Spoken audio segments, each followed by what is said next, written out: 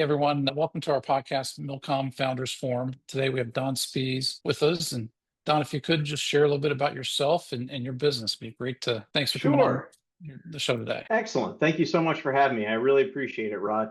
My name is Don Spies. I founded a company called Outrider Analytics. Outrider Analytics is a blockchain analytics company where we help trace, find, and identify what is going on the blockchain or tracing virtual assets. And it's pretty exciting.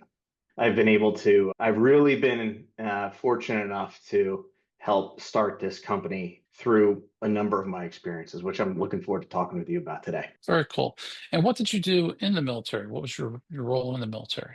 I was a career MI guy. So for those out there who think the utmost of military intelligence as an oxymoron, I truly get it. I spent about 13 plus years in the reserves. The joke that I like to say is because that was for fear of commitment. And that joke either hits or it doesn't hit to some folks, which I find pretty funny. But I enlisted right after 9/11. I was an MI guy for that whole time, went down the officer route and commissioned in '06 and got out in about 2013. Technically, I'm still in the RRR, but there you go. So I've been an MI guy my entire life. Fantastic. I appreciate it.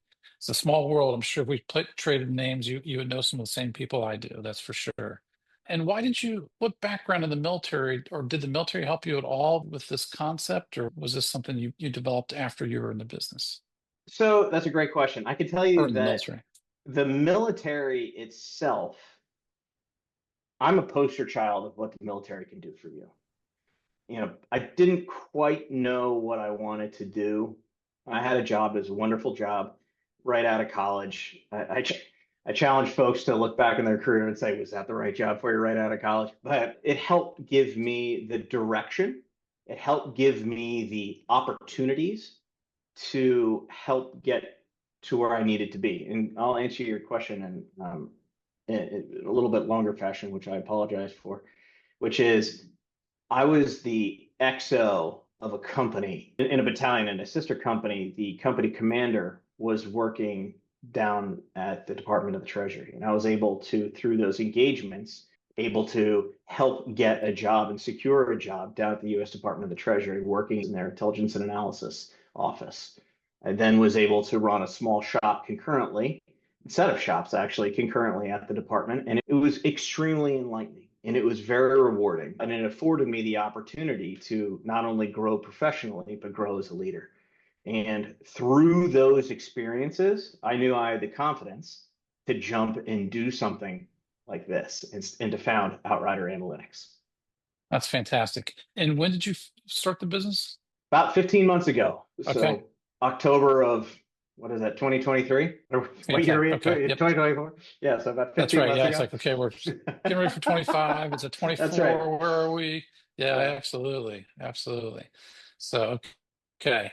And let's talk about, there's a lot of things I learned way back in the day when I was in the reserves, but what have you learned from the military that is applicable into business, concepts, ideas, relationships? Love to hear about that. So there's a number of answers there. I can tell you that straight up, it is small team tactics, small team just discipline itself, the trust and faith in yourself to get a very difficult job done, all the way up to budget and planning, resource management, recruiting. There are all these very large concepts that the military helped me understand. A little bit of overlap here. I was able to do, through the Department of the Treasury, go to a school, the Eisenhower School, which is over at NDU and .mil. And so as a .mil, one of the major things I took from there was the networking. And I was able to focus on a business aspect and networking and to show that it is a lot about your network, which is wonderful. Yes. And exploiting that network is a wonderful way to grow your business and to recognize that turns out you know a lot of folks. And you call them up and say, this is what I'm doing. Turns out people are like, hey, let's do something. Let's do something together. That's wonderful. And Yeah, that's been really great. I think that's a great point. And a lot of people say the military, how does that have to do with business? And that whole point of investing in relationships is very true in the military and in business. And if you're not pouring yourself into those relationships, investing into those relationships, they go away. You either it's I always say it's like Pac-Man. You're either growing and feeding that little monster of relationships, or they go away. And Yeah. I say monster in a good way. So Yeah. how do you do that? That's very true. But let's take a step back. Tell us about Outlier Analytics, besides having a great logo like you have on your shirt there. All Tell right. us more about that. Well, Outrider Analytics was born from what I perceived as a gap in the nascent industry of blockchain analytics. And people were like, what the heck is that? And virtual assets, take a quick step back and to understand virtual assets, cryptocurrencies, Ethereum, Bitcoin, etc. And they have been touted as historically difficult to trace, impossible to trace. And we provide tracing services. We allow people to understand what's going on the blockchain. So if an event occurs and someone needs to know about where assets have been, we can help them with that. And that is, one can see how that could be very interesting from an intelligence perspective or a law enforcement perspective. And so, for not only from the national security perspective, but also from a traditionally financial perspective, where financial investigations have typically not included this. Now that virtual assets are an asset class, you need to start including that. And so what we do is we help our customers understand what is going on the blockchain in order to help further their mission, whatever that mission may be. It's pretty exciting. Got it. Very cool. It sure is. It's still a little bit of wild, wild west, I think. It's getting firmed up pretty quickly. I remember when the internet first came out, domain names was how's it going to be ruled on? How's it going to decide things? Yeah. But so share with us a success story that you've had with one of your clients and who is a Sure. good client for you. We do take the anonymity of our clients quite seriously. And so Yes, we will say we have private sector entities as well as our government sector entities, both understood. national and international. And I just want to make sure that's out there. But I can say that our company was born from the idea that the government sector was underserved in a specific capacity. And I founded the company in order to specifically serve our US customers. We have since grown to whomever needs it, specific private sector, international entities, et cetera. But this gap, this product and vendor agnostic gap, which essentially is, we won't go down that route, but our customers really decided that they were looking for this. So much so Hmm. that the moment we founded this company, we now are on site supporting in very sensitive areas, doing very sensitive work. And we're very excited about that. And we have already, as it comes to pass, helped seize multiple millions of dollars and help disrupt hundreds of millions of dollars in nefarious actors' assets, Hmm. which is kind of interesting. And so, without going too deep into any methodologies or mission Yeah, sets, et cetera, we are doing our part to help with that mission, which is fun for two parts. One, it's kind of neat to still be around the mission because you get to, poke bad guys in the eye. That's kind of fun still, but also help to grow an industry, to help build yeah, the trust in virtual assets that I believe, as you said, is a little bit of a wild, wild west. I don't yeah. believe it's a wild west. We are, with major investors making billions of dollars now, the need for this kind of analytic rigor is paramount in order to ensure the trust and validation in the industry. I'm really proud of helping establish that. And so Fantastic. and Absolutely. and so we're pretty it is pretty fun from that standpoint. And we're very proud of that support of our customers. Great, great. Don, you were sharing with me a little bit about your new initiative with education that you're doing. Is that something you're comfortable talking about now, or do you want me to? Sure. It is still new. Be surprised when we announce this. Oh my gosh. Yeah, but what providence? Look at this. Outrider Analytics is in an effort to show this product and vendor agnostic approach to blockchain analytics. Really, we've identified that we need to show that the tools are very important. There Mhm. are automatic tracing tools, but there are ways you can go about this mission set without leveraging these tools. So Outrider Institute is going to come online shortly, probably within the next 30 days, fingers crossed. And what we are going to offer is in-person and virtual courses, as well as on demand. And we're going to have a suite certification as well as just ad hoc courses that allow you to start at really a high school level and get all the way through to what, a grad school level, to a point where you can, if you wanted to, say apply to Outrider Analytics and join our team. And so it helps folks truly understand how and what to do in the industry and really understand at a core level virtual assets all the way through to helping trace what's going on. And so we're very excited about this. And so look for the announcement shortly. It's going to be I look quite forward nice. to it. And will there be a fee associated with the classes? Is that still to be determined? Will they be free? There'll be a fee. We think a very fair fee. I'm not going to say names. There are courses out there in the cybersecurity world that are $5,000 or $6,000 for a Mhm. course in a progression that gets you to a certification. Our courses are going to be a fraction of that. We want it to Okay. be affordable to everyone because this is a field that anyone from a local detective all the way to the highest levels of national security need to understand. We do not want this to be a barrier to entry. We want folks to understand and be accessible. Sort of the rising tide raises all boats moment, which is great. We're based in the Commonwealth of Virginia, and we're working with our Commonwealth representatives in the Virginia's Veterans Office. I apologize, but we're very new to help get the necessary requirements to help us move towards getting post 9/11 GI Bill acceptance, which would be Wow. really wonderful for the community. So if you have a certain allotment of funding, you can use it on training like Outrider, which is pretty Mhm. cool. That's very cool. That's very cool.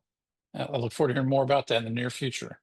Let's see. I will say we're more excited, I think, for the to get the online portion off the ground. I think the GI Bill portion is going to be an ongoing process, and the moment that happens, we will be bringing that into. We'll let everybody know, but don't. That may take a little bit longer. That will take a little while. I have no doubt of that. Yes. That's for sure. And so, how do we learn? Well, you just answered that. I was going to ask you, how do we learn about virtual assets? And I think it's through the Outlier Institute, which is Yeah. Yeah. very cool. And so, what's one obstacle or opportunity that you've had to power through that you think other listeners, or if there's more, that's okay too.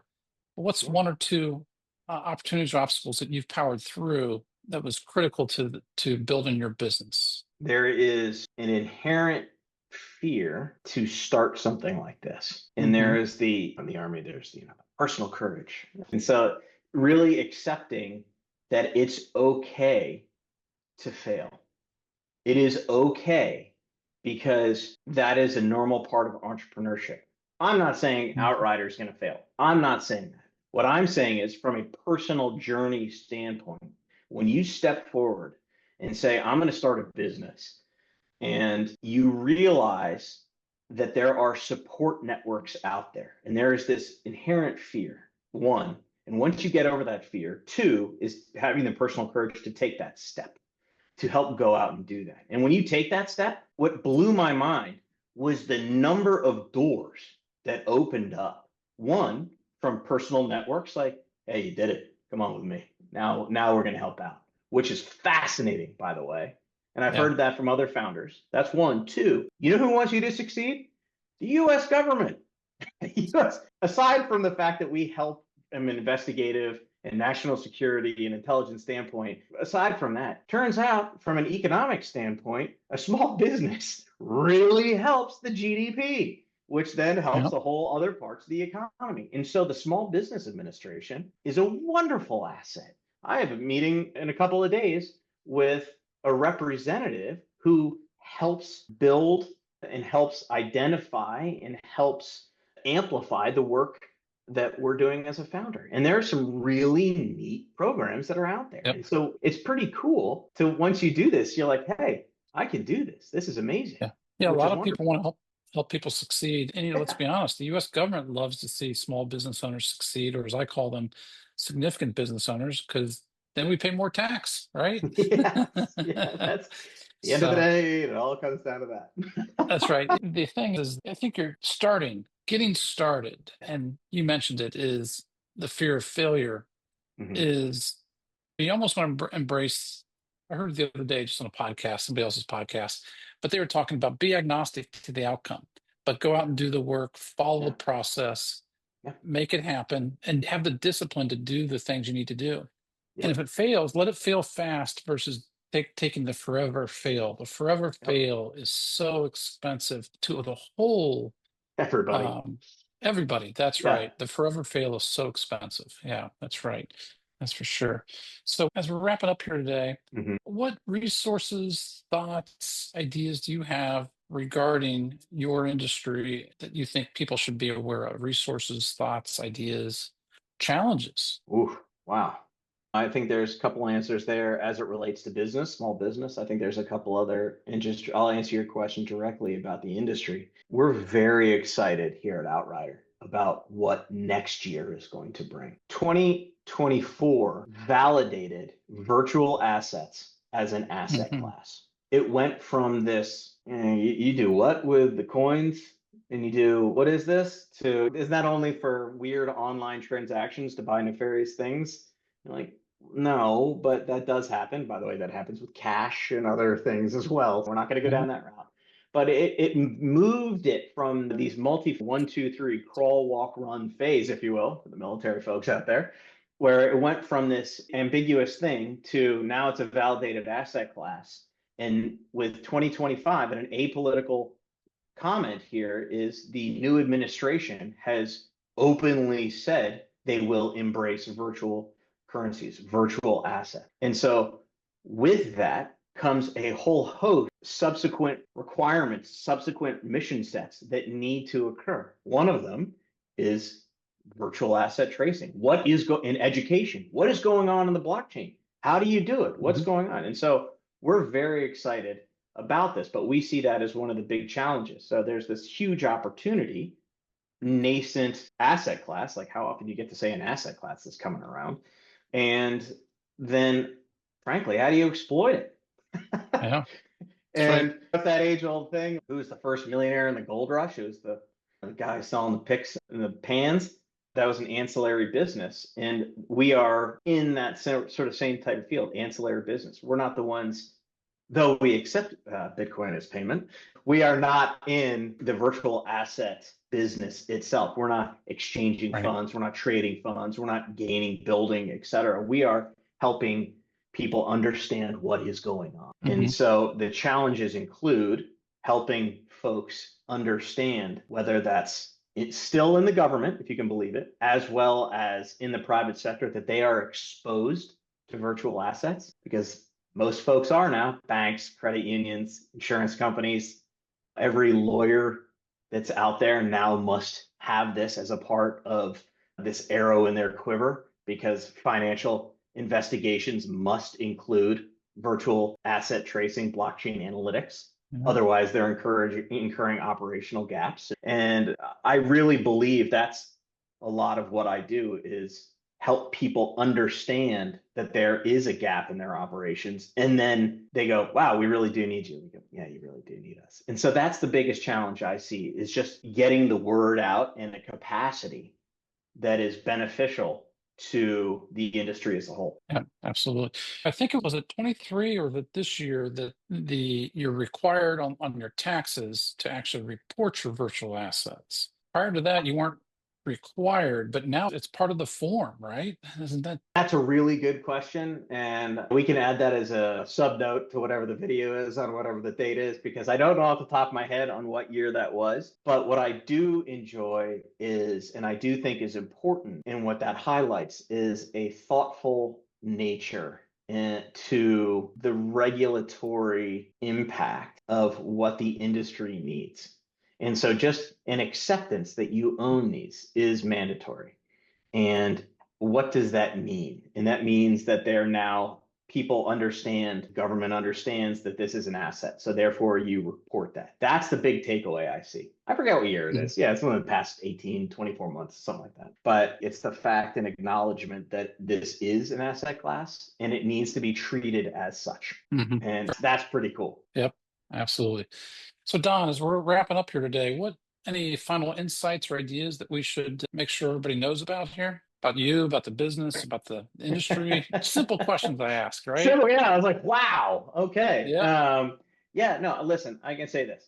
Virtual assets are, I'll just say this, Outrider Analytics is here to help. If you have any questions, please reach out. We're a wonderful team of highly motivated, pretty good looking guys and gals that are out there to really do the work that is necessary to help build this. 2025 is going to be a great year. If anyone has any questions about the industry, about what's going on, about anything quasi related to this, if not, just give a shout. We want to help. Fantastic. And that's the type of company we're building, which is great. That's great. Well, thank you so much for your time here. I very much appreciate it.